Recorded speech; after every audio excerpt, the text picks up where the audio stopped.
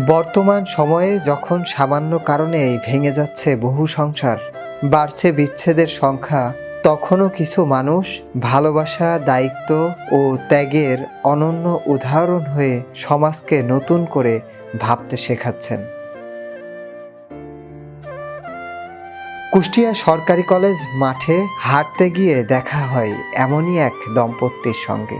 25 বছর দাম্পত্য জীবনের গল্প বুকে নিয়ে একসঙ্গে পথ চলছেন রেবা রানী ও রতন সরকার। রতন সরকারের বয়স 60 বছর। দীর্ঘদিন তিনি নাইট গার্ড হিসেবে কাজ করে সংসার চালিয়েছেন, কিন্তু হঠাৎ একদিন ব্রেন স্ট্রোক তার জীবনকে বদলে দেয়। বর্তমানে তিনি ডায়াবেটিস সহ নানান শারীরিক জটিলতায় ভুগছেন। স্বাভাবিক চলাফেরা ও দৈনন্দিন কার্যক্রমেও তাকে অন্যের সহায়তা নিতে হয়।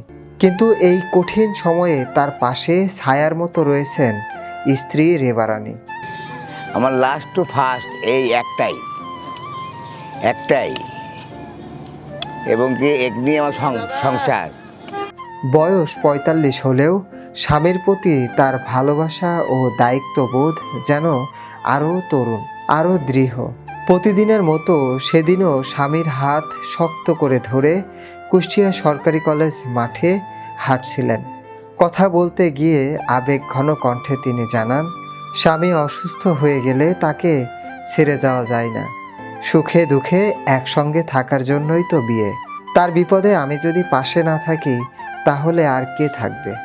এই কথাগুলো শুধু একজন স্ত্রীর বক্তব্য নয়, এটি যেন ভালোবাসা ও দায়িত্ববোধের এক জীবন্ত সংজ্ঞা। 15 বছর পিছনের দিকেও যদি আমরা যাই, তো স্বামী স্ত্রীর মধ্যে যে একটা সুন্দর বন্ডিং ছিল, আর সেই 30 বছর পরেই যখন আমরা দেখছি যে বর্তমানে একটা সংসার বিচ্ছেদের ঘটনা যেন একটা অনুষ্ঠানের মতো হয়ে গেছে। দেখছি যে বর্তমানে যেভাবে সমাজের অবক্ষয় হচ্ছে, আমি চাই যে যেমন স্বামী স্ত্রীর যে একটা বন্ধন, সেই বন্ধন হচ্ছে পৃথিবীর সবচেয়ে মজবুত এবং চিরন্তন একটা বন্ধন। এই বন্ধন ছেড়ে তো আসলে যাওয়া ঠিক না। আর এই সামাজিক যোগাযোগ মাধ্যমটা যে যেরকমভাবে ব্যবহার করবে সেই রকমভাবে ফল পাবে।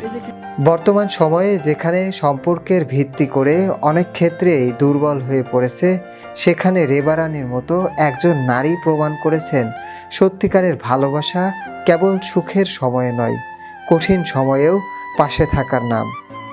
বর্তমানে রতন সরকারের দেখাশোনা, চিকিৎসা ও দৈনন্দিন সব সেবার দায়িত্ব পালন করছেন রেবা রানী। সংসার শুধু ভালো সময় ভাগাভাগি করার নাম নয়, বরং বিপদ আপদে একে অপরের হাত শক্ত করে ধরে রাখার নামই সংসার। ভালোবাসা যদি কোনো সংজ্ঞা খুঁজে পায়, তবে কুষ্টিয়া সরকারি কলেজ মাঠে হাত ধরে হাঁটা এই দম্পতির মধ্যেই হয়তো একটি সুন্দর উত্তর লুকিয়ে আছে।